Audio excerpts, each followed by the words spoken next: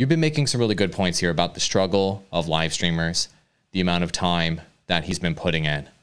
Any other questions for Perrin so that other people who are looking into gaming live streaming can know what the truth is? I have one more question, and it's about your personality, Perrin. So every step that we give about how to be a successful live streamer, somebody could do that, but if their personality is not there, it's still likely going to fall flat. So how do you work on consistently improving your personality and your quote unquote on air persona, and how do you work on improving that over time?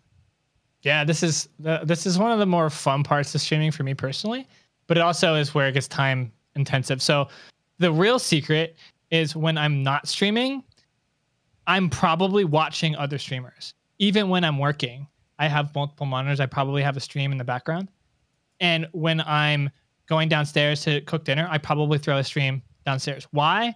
Because I'm watching and studying other streamers and what they do with their personalities that works. And then I'm trying to figure out what I can kind of adopt that will work for me via jokes. What jokes can I say that work kind of for my personality? What interesting, tools or mechanics, like what music can I maybe play that'll be funny? This is where my one Debated song came from. I got this idea from another streamer and they did that. I'm like, oh my God, I can make that work so well for my audience. I'm going to take that and I'm going to use that. And it became one of the more funny moments of my stream. I don't do it as much anymore because I don't like to overplay something that's really funny and really great.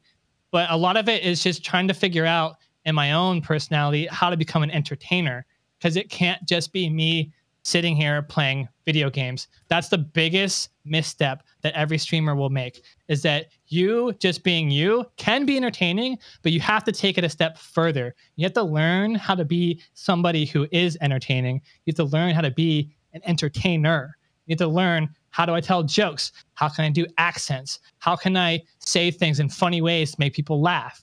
Those things are new for me. And that's what's been fun, is that's something I've never really tried before when I do this. And that's why even when I'm not streaming for 8 hours a day, I'm studying streaming both in this podcast and in my spare time pretty much all day, every day until I go to sleep. And then I'm probably still thinking about it then at that point too. And that's where I can normally come up with something that's really funny or some idea that I'll just work and try it out. And sometimes it clicks and sometimes it doesn't. And it can be awkward and embarrassing, which ends up maybe being entertaining too. So that's an area I think that people don't see for successful live streamers. And I'm not saying that I'm even successful. Like I said, I'm like not even a medium size yet. But in order to be successful, you have to be looking at yourself and how can you become somebody who is engaging and entertaining? Because I mean, you might not be naturally. And this is something you have to look at. You might not be entertaining just being you. It might not be entertaining, especially playing video games, especially when you're really connected into playing a video game. How are you going to make sure you engage people?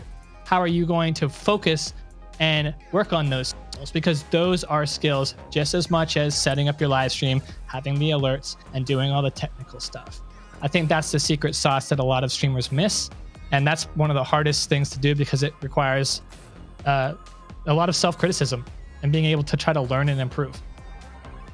Ross, there's some sort of sponsor on the show that helps people stream across multiple platforms and do literally what Perrin is doing right now. Is there something you could tell us about that? I can tell you a lot about it. It's called Restream.io, in the link in the description or in the comments, whether you're watching live. You can use that, get 30% off your first month purchase. Don't focus on one platform. Focus on every platform, just like what you've seen from Perrin here. He's doing Twitch. He's doing Facebook Gaming, Trovo, DLive. He's doing it all. YouTube. Be like Perrin. Stop putting all your eggs in one basket and spread out your eggs into multiple baskets.